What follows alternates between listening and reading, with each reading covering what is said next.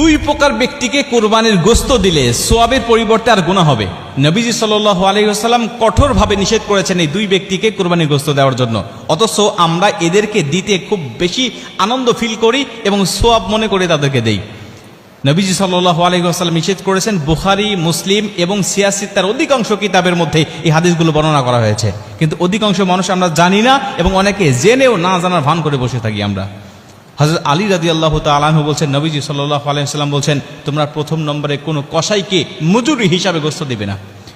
কসাইকে মজুরি হিসাবে গোশত দিলে আপনার সওয়াব তো হবেই না এবং গুনাহ হবে এবং কুরবানি বাতিল হয়ে যাওয়ার সম্ভাবনা আছে। কেন? কারণ আপনি কসাইকে নিযুক্ত করেছেন, আপনি অবশ্যই কসাইকে পারিশ্রমিক দিবেন, তবে গোশত নয়। আপনি যেই পশুটা কুরবানি দিয়েছেন এই পশুর থেকে আপনি মজুরি হিসাবে সেই কসাইকে দিবেন, এটা নবীজি সাল্লাল্লাহু আলাইহি ওয়াসাল্লাম কঠোরভাবে নিষেধ করেছেন।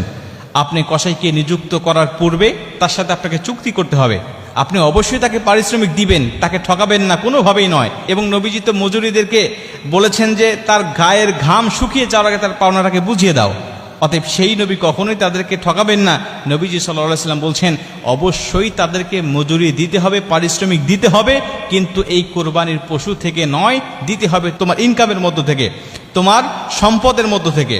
তুমি চুক্তিবদ্ধ করে নিবে তাকে যে তুমি আমার গোশতটা সারাদিন কাটাকাটি করবে, সারাদিন তুমি আমার গোশত নিয়ে ব্যস্ত থাকবে, তোমাকে অবশ্যই আমি উপযুক্ত পারিশ্রমিক দিব। তুমি কত টাকা আমার কাছ থেকে নিবে বলো, তুমি কত টাকা আমার কাছ থেকে নিবে বলো, তোমাকে আমি টাকা দেব। তবে মনে রেখো সাবধান, আমার কোরবানির গোশত থেকে আমি তোমাকে কিন্তু পারিশ্রমিক হিসাবে কিছুই দিব না।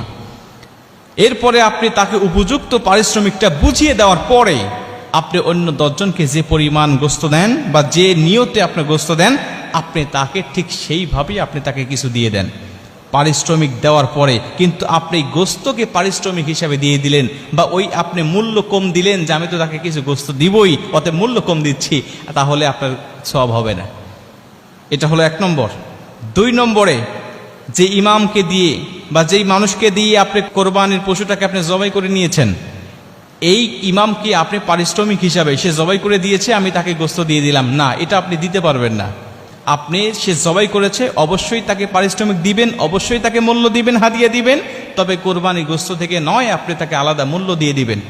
কিন্তু আমাদের সমাজ আমরা দেখতে পাই, সে সারাদিন কাটাকাটি করেছে বা সে আমার গরুটা জবাই করে দিয়েছে, তাকে মাথাটা দিয়ে দিলাম, তাকে পাটা দিয়ে দিলাম, তাকে ভুঁড়িটা দিয়ে দিলাম, এই অংশগুলোকে আমরা দিয়ে দিলাম, অথবা আমরা তাকে এখান থেকে 5 কেজি 10 কেজি গোশত তাকে আমি দিয়ে দিলাম।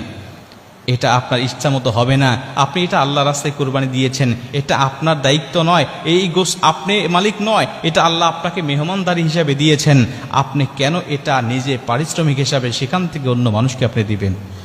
অবশ্যই আপনাকে মূল্য তাদেরকে দিতে হবে। যদি পারিশ্রমিক হিসাবে 2 জনকে আপনি গোশত দেন, তাহলে আপনার কোরবানি এই গোশত, এখানে সওয়াবের কোনো আশা আপনি করতে পারেন না। এখান থেকে আপনার গুনাহ হওয়ার সম্ভাবনা, গুনাহ হবে এবং কোরবানি বাতিল হয়ে যাওয়ার